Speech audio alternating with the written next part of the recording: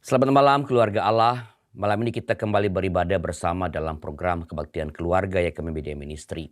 Kebaktian Keluarga malam ini dilayankan oleh saya Arlian Slarosa bersama dengan rekan-rekan saya. Di sini ada Erika di keyboard, ada Pendeta Santi, dan ada Pak Daniel yang membantu untuk bersama-sama memuji Tuhan pada ibadah kita pada malam ini. Mari kita awali kebaktian kita dengan bersama-sama bernyanyi dari Kidung Jemaat 17, Tuhan Allah Hadir.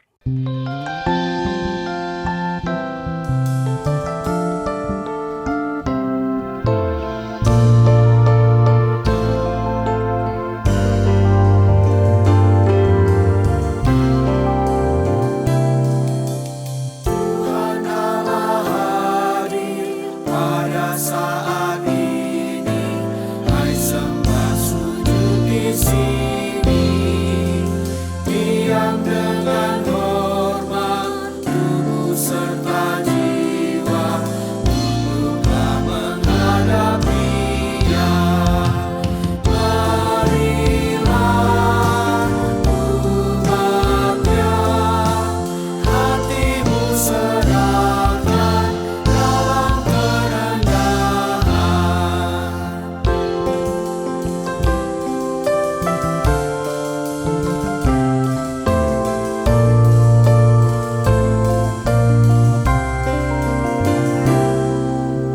Tuhan Allah hadir yang dimuliakan dalam sorga siang malam. Suci, suci, suci untuk selamanya, dinyanyikan dalam sorga. Ya Allah, terimalah pujian jemaat beserta malaikat.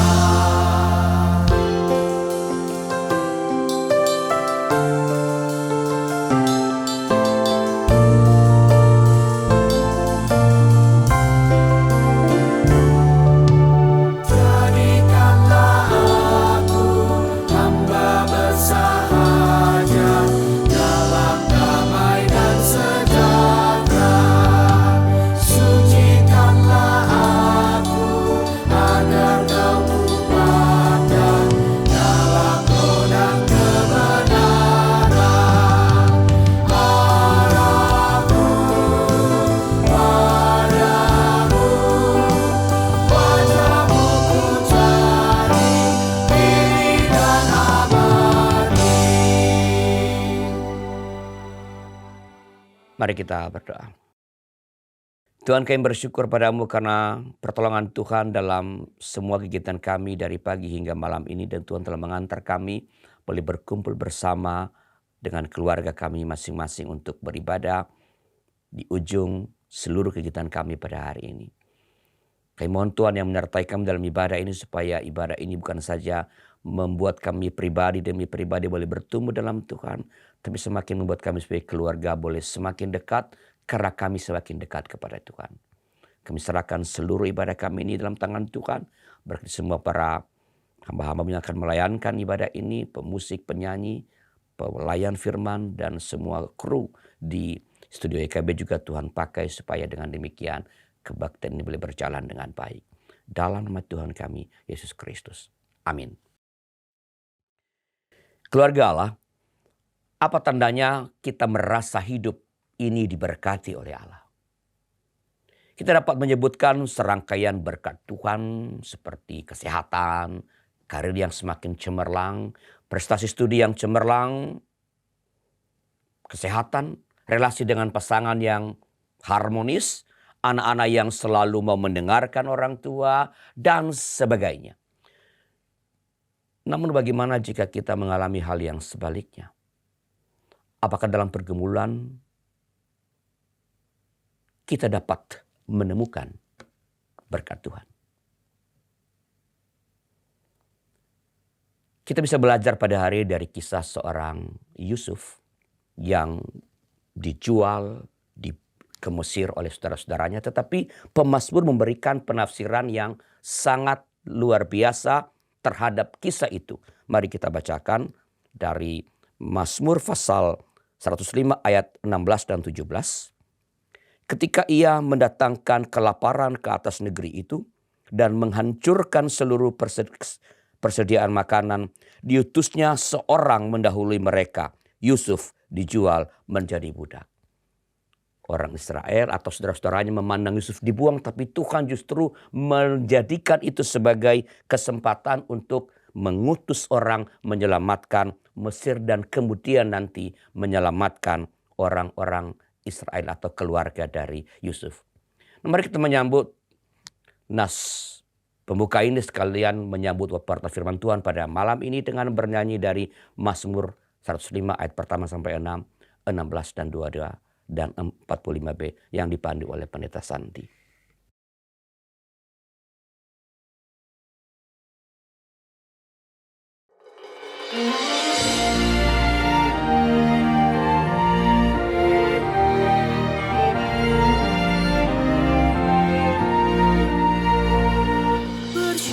Bersyukurlah pada Tuhan, serukanlah nama-Nya,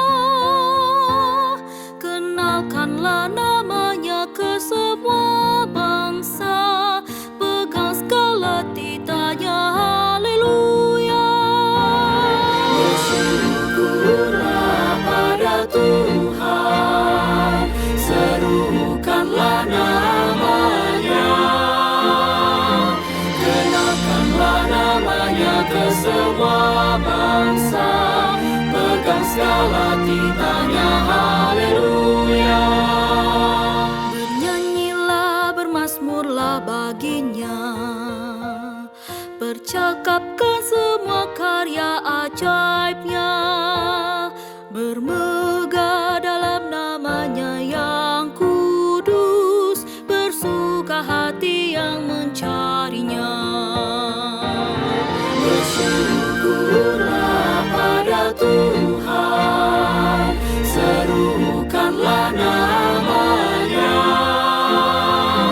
kenalkanlah nama-Nya ke semua bangsa, pegang segala titanya, haleluya.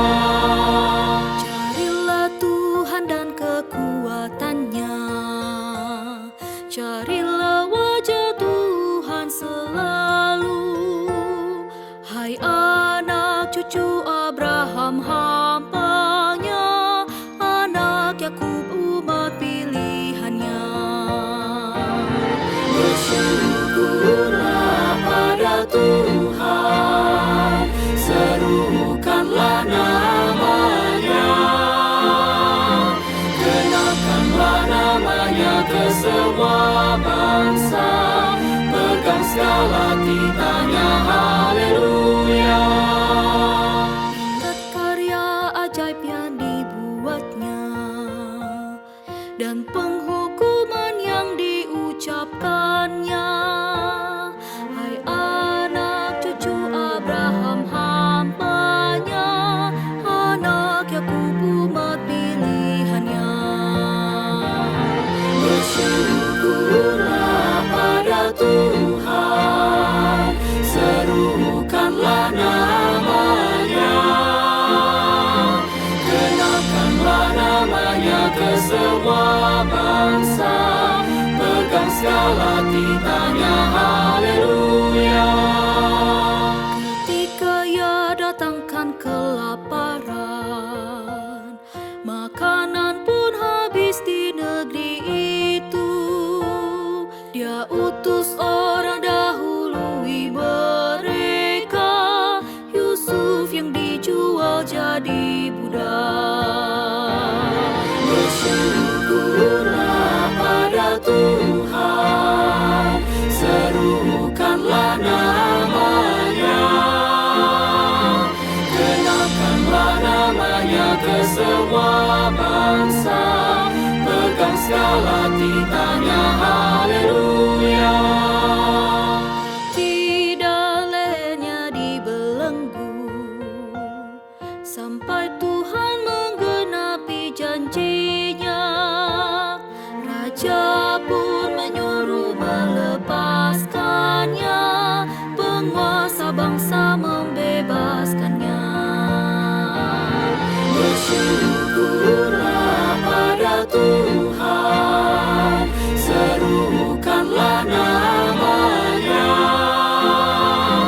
genapkanlah nama-Nya ke semua bangsa, pegang segala titanya, haleluya. Dia dijadikan Tuhan di istana, penguasa bangsa pun membebaskannya. Ia memberi petunjuk pada pembesar dan hikmat pada tua-tuanya. Bersyukurlah pada Tuhan, serukanlah nama-Nya, genapkanlah nama-Nya ke semua bangsa, pegang segala titanya, haleluya. Yusuf memberi petunjuk ke pembesar, ia berikan dengan sesuka hatinya. Begitulah Israel datang ke Mesir, dan Yakub tinggal di tanah asing. Bersyukurlah pada Tuhan, serukanlah nama-Nya,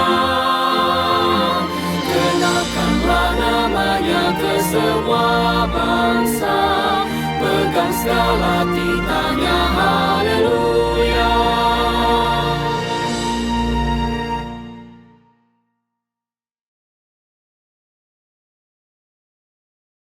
Mari kita berdoa.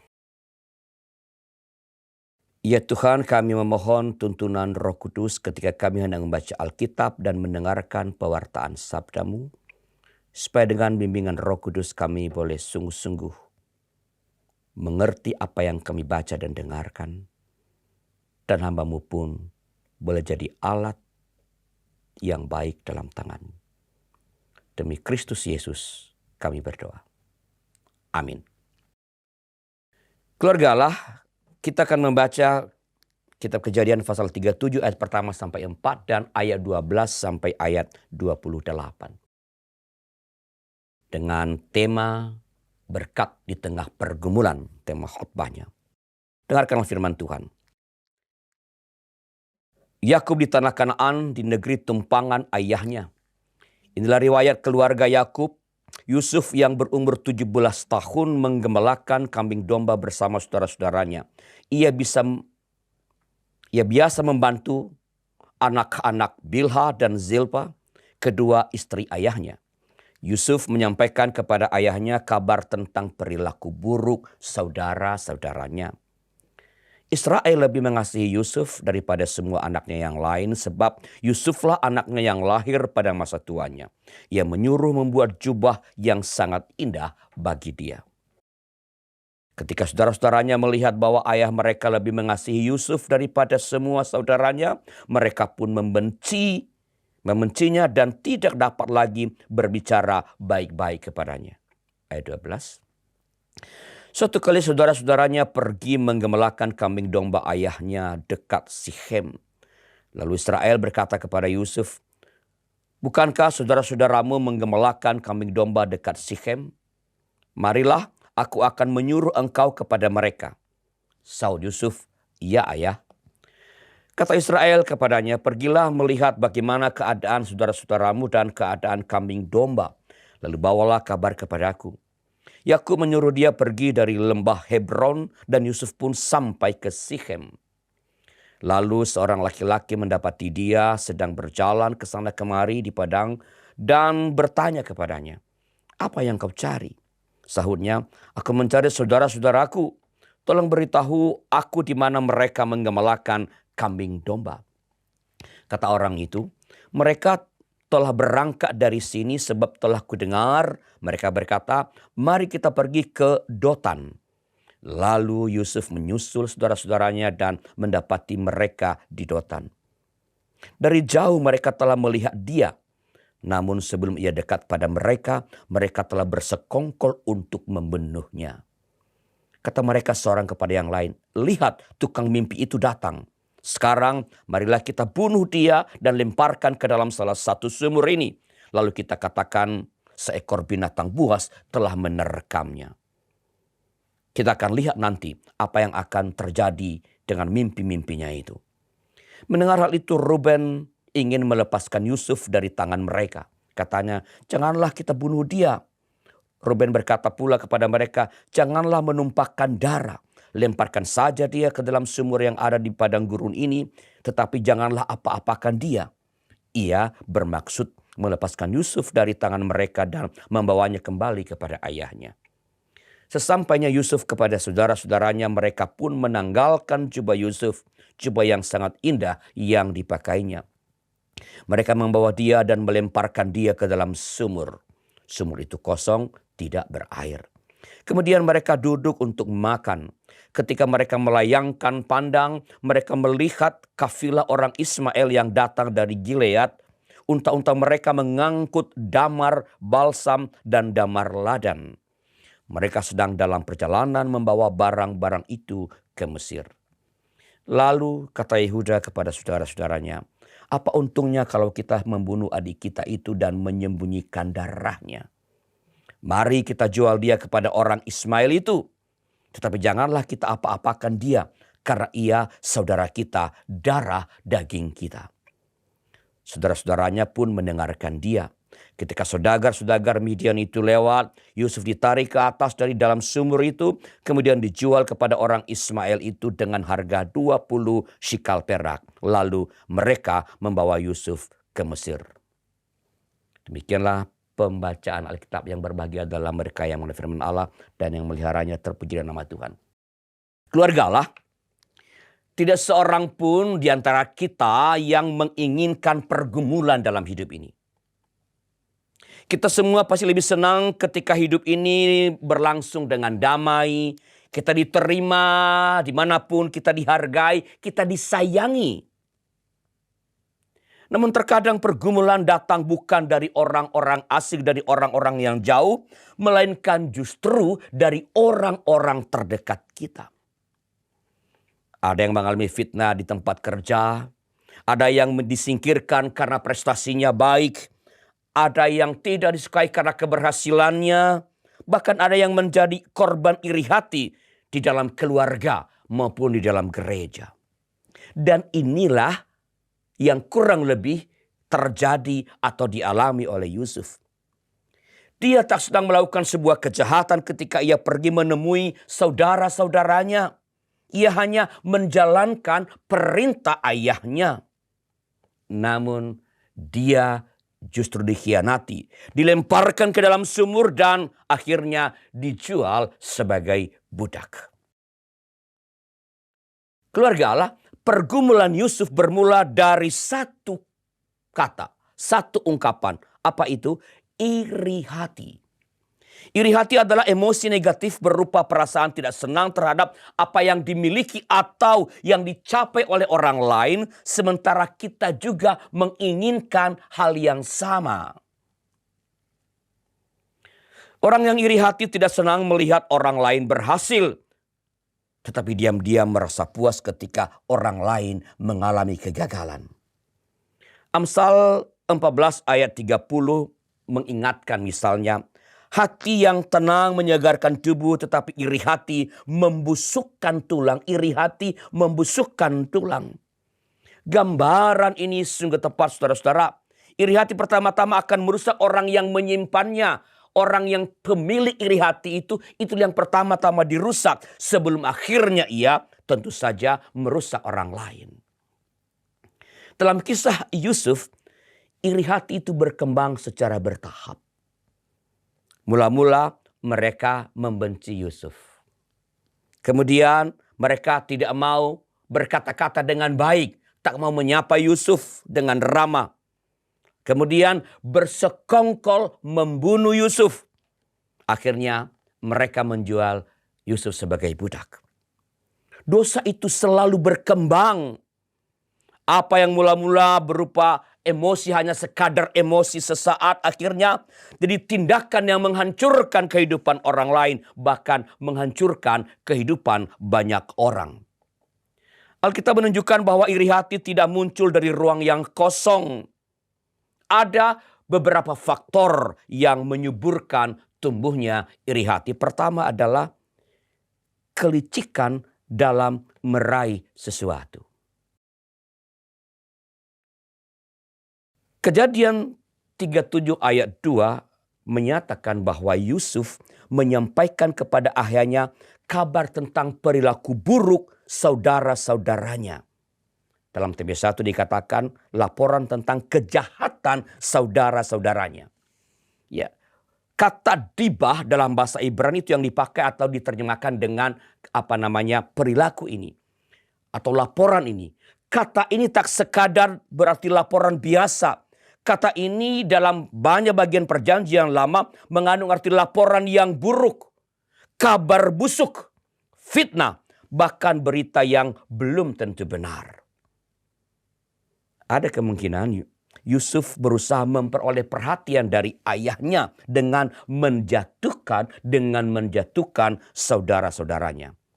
Bila demikian, Yusuf tentu tampak sekali bukan tanpa kelemahan.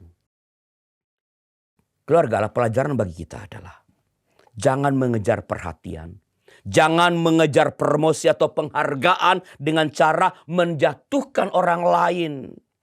Sebaliknya, kita juga jangan sering iri ketika merasa orang lain memperoleh keberhasilan melalui cara yang tidak jujur. Karena itu marilah kita mengejar keberhasilan dengan integritas. Mengejar keberhasilan dengan integritas. Kedua, perlakuan yang diskriminatif ini menyuburkan iri hati. Dalam Kejadian 37 ayat 3 dicatat begini. Israel lebih mengasihi Yusuf daripada semua anaknya yang lain. Sebab Yusuflah anaknya yang lahir pada masa tuanya. Ia menyuruh membuat jubah yang sangat indah bagi dia. Ini jelas-jelas adalah tindakan atau sikap yang diskriminatif. Tindakan pilih kasih. Ini adalah kasih yang dipertontonkan dengan tidak adil. Perlakuan pilih kasih hampir selalu melahirkan kecemburuan. Dalam keluarga, orang tua dipanggil untuk mengasihi semua anak dengan adil tanpa diskriminasi. Dalam gereja, pemimpin tidak boleh memiliki anak emas. Dalam kantor, pemimpin harus berlaku objektif. Sebab ketidakadilan seringkali menjadi tanah yang subur bagi tumbuhnya iri hati. Ketiga, tidak bijaksana menyampaikan keberhasilan. Saudara-saudara Yusuf berkata, lihat tukang mimpi itu datang. Keluarga Allah, mimpi Yusuf memang datang dari Allah. Tidak ngarang, itu betul datang dari Allah. Namun Yusuf tampaknya belum memiliki kedewasaan untuk menyimpan apa yang Tuhan nyatakan bagi dirinya sampai waktunya tiba.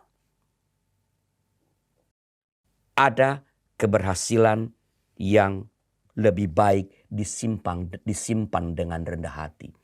Ada kesuksesan, ada prestasi yang perlu kita keep. Kita jaga, tak perlu menceritakannya kepada orang lain.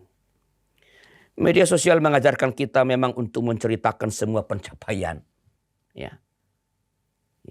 Namun hikmat Alkitab mengajarkan kerendahan hati. Kadang-kadang bukan keberhasilan yang melukai orang lain, tetapi cara kita menceritakannya, cara kita memamerkannya, mempublikasikannya. Kadang-kadang dibungkus dengan hal yang bagus, bersyukur kepada Tuhan. Saya berhasil, lalu di media bersyukur tapi bersyukur di atas gunung. Ini semua adalah anugerah Allah, tapi di atas gunung semua. Meninggikan diri. Keluarga Allah, Pada saat yang sama ada kalanya kita tidak sedang berbuat salah, namun kita diperlakukan dengan buruk karena orang lain yang iri hati. Bukan kita penyebabnya, orang lainlah yang iri hati.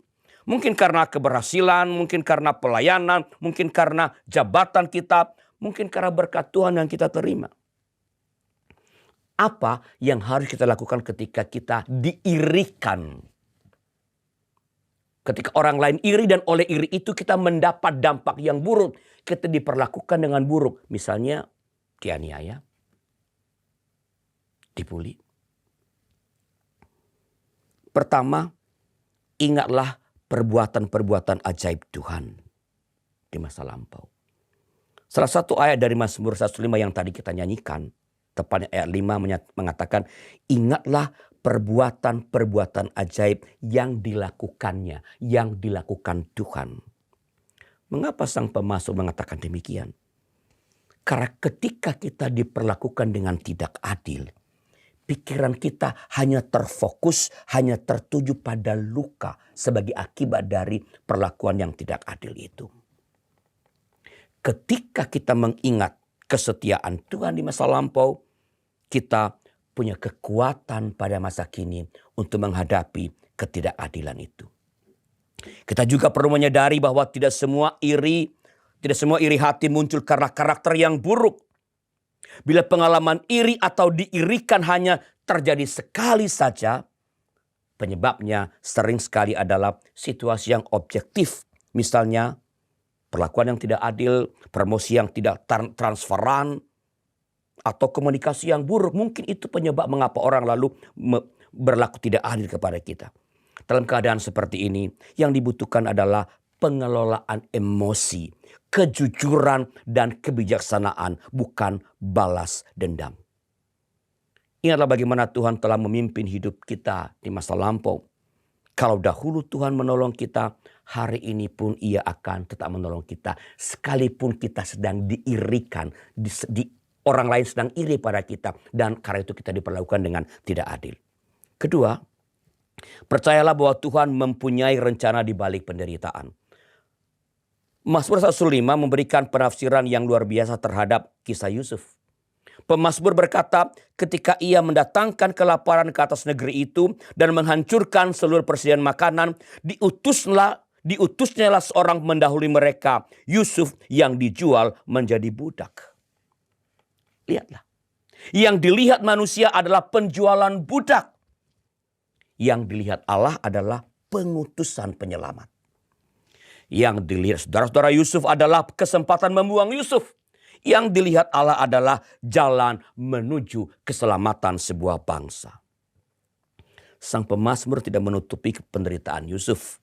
Dikatakan kakinya dihimpit dengan belenggu. Artinya Yusuf memang benar-benar menderita. Tapi penderitaan itu tidak menjadi sia-sia. Allah sedang mempersiapkan Yusuf untuk menjadi pemimpin di Mesir. Inilah yang disebut sebagai Providentia Dei.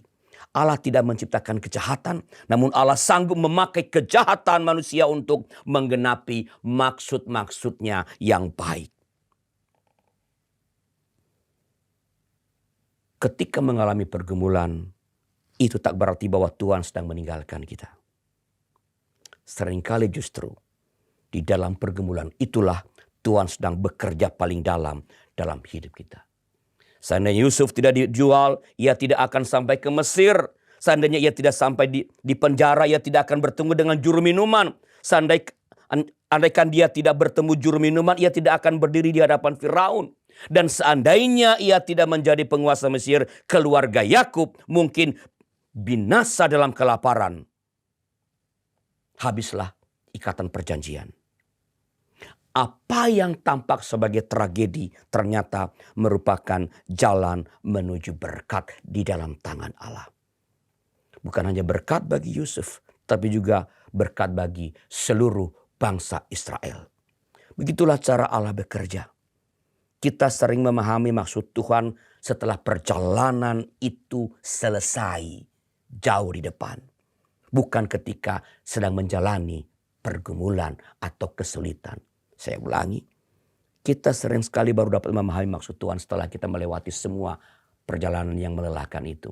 Di ujungnya kita berpikir, oh ternyata inilah maksud Tuhan. Nah, hari ini firman Tuhan mengajak kita untuk melakukan dua hal.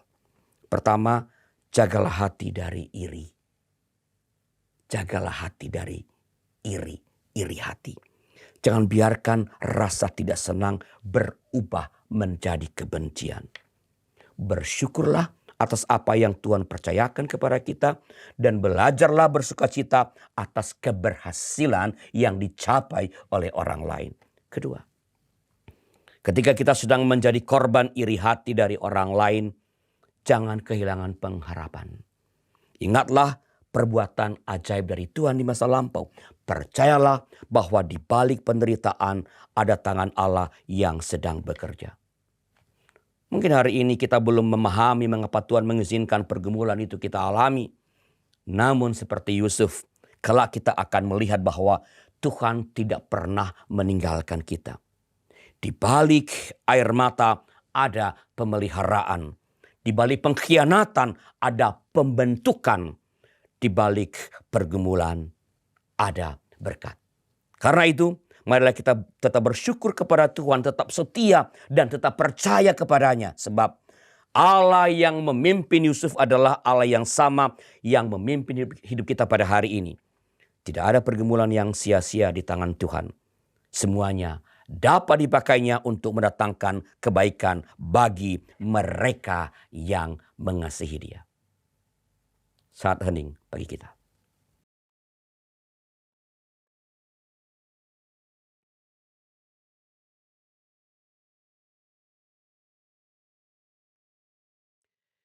Kita akan menaikkan syafaat kita dan bila ada di antara anggota keluarga Allah yang ingin didoakan, silakan hubungi kami di nomor 0812 8188 9191 atau silakan lihat di website YKB www.ykb-media.org. Di sana ada menu tentang permohonan doa. Silakan menuliskan doa, pokok doanya di sana dan dengan sukacita tim YKB akan mendoakan saudara.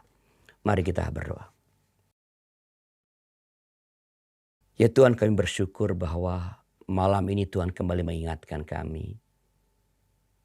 Ketika kami menghadapi berbagai macam persoalan yang kami pandang dan kami rasakan sebagai hal-hal yang menyakitkan. Engkau tak meninggalkan kami. Engkau bahkan memakainya untuk mendatangkan berkat dalam hidup kami. Seperti yang dialami oleh Yusuf.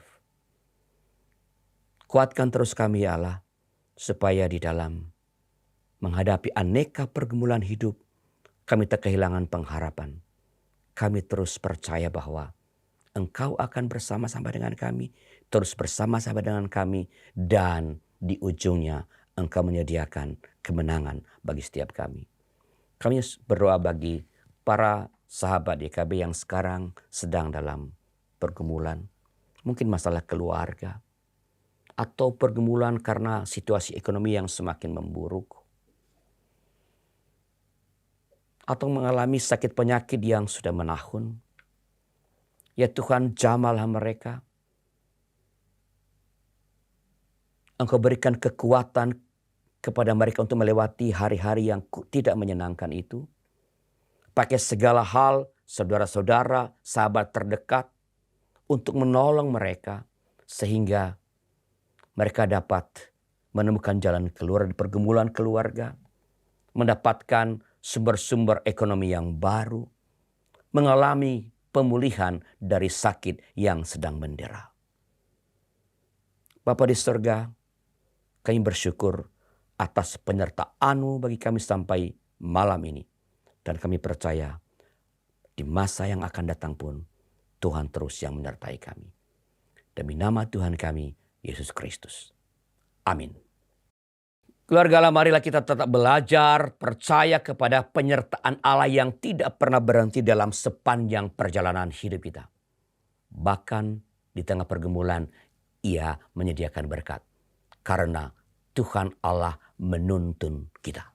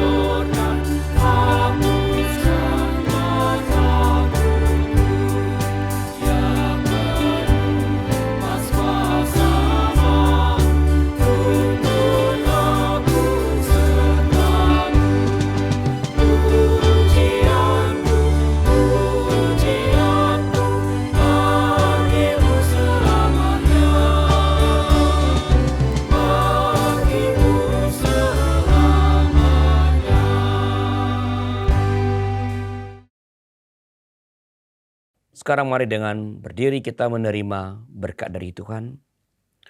Anugerah dari Tuhan Yesus dan kasih Allah Bapa serta persekutuan Roh Kudus menyertai saudara sekalian sekarang ini sampai selama-lamanya.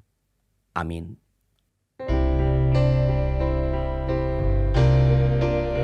Terima kasih ya Allah Bapa, terima kasih ya Yesus Kristus Tuhan, terima kasih ya Roh Kudus, Allah Trinitas Maha Kudus. Amin.